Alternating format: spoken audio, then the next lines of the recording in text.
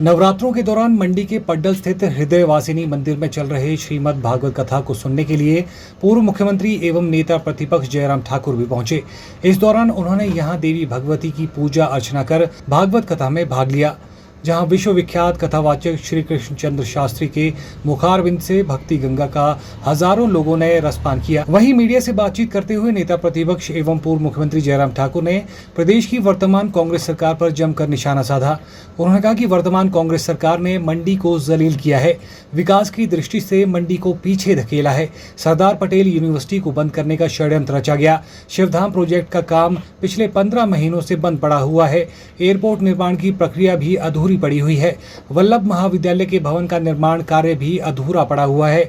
इसका खामियाजा लोकसभा चुनाव में कांग्रेस को भुगतना पड़ेगा। अब पूरा करना चाहिए था, अभी तक पूरा होना चाहिए था। आखिरकार मंडी को जितना जलील किया है कांग्रेस की वर्तमान सरकार ने, जितना विकास की दृष्टि से पीछे करने की कोशिश की, सारे काम बंद किए हुए हैं, इसका खामियाजा अब की बार लोकसभा के चुनाव में निश्चित रूप से कांग्रेस को भुगतना पड़ेगा। इस मुंह से जाएंगे कांग्रेस के नेता लोगों के बीच में मंडी लोकसभा क्षेत्र में, जहां यूनिवर्सिटी दी गई थी और उस यूनिवर्सिटी को समाप्त करने की दिशा में कदम उठाए गए। शिवधाम दिया गया मंडी के लिए, उस शिवधाम को 15 महीने से बंद करके रखा हुआ, जिसका काम अभी तक पूरा हो जाना चाहिए था। 250 करोड़ रुपए का प्रोजेक्ट है, उसको बंद करके रखा है। क्या हुआ उस एयरपोर्ट की, जिसकी हमने सारी क्लियरेंसेस, टेक्निकल क्लियरेंसेस कर ली, लैंड एक्विजिशन का प्रोसेस होना था, वो क्यों बंद पड़ा है? ये सारे प्रश्न हैं। डिग्री कॉलेज मंडी की बिल्डिंग, जिस बिल्डिंग के लिए हमने 28 करोड़ रुपए दे करके उसको स्ट्रक्चर खड़ा कर दिया था, लेकिन 15 महीने से सरकार कांग्रेस की बनी, जब से बनी है उसका काम। और भारत 2047 तक कैसा होना चाहिए, उसका एक रोड मैप। 80 करोड़ भारतवासियों को, जिनको भोजन की कठिनाई रहती है, जिनको मदद करने की आवश्यकता महसूस होती है, उनको मुफ्त राशन देने का प्रावधान उसको बिल्कुल कायम उसी तरह से रखा।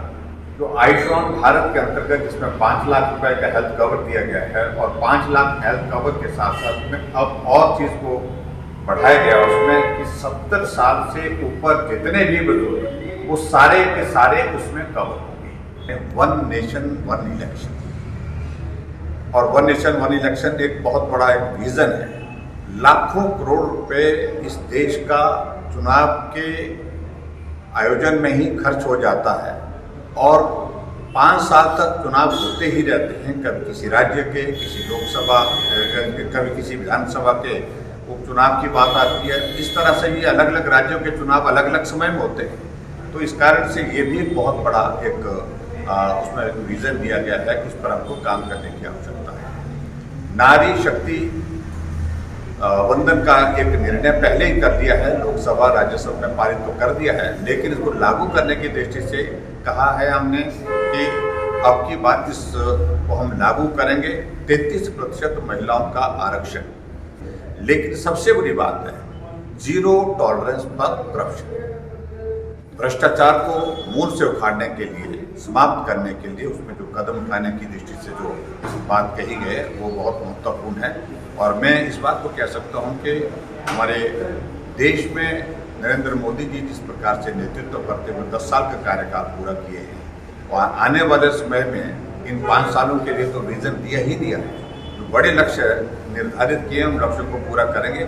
लेकिन इसके अतिरिक्त बहुत सारी चीज़ें इंफ्रास्ट्रक्चर के हिसाब से जो स्ट्रेंथन करने की आवश्यकता है, चाहे वो रोड कनेक्टिविटी का विषय है, चाहे बाई एयर कनेक्टिविटी का विषय है, चाहे वो समुद्र के माध्यम से बहुत सारी चीज़ों को लेकर के जो है हमारा कनेक्टिविटी के विषय है।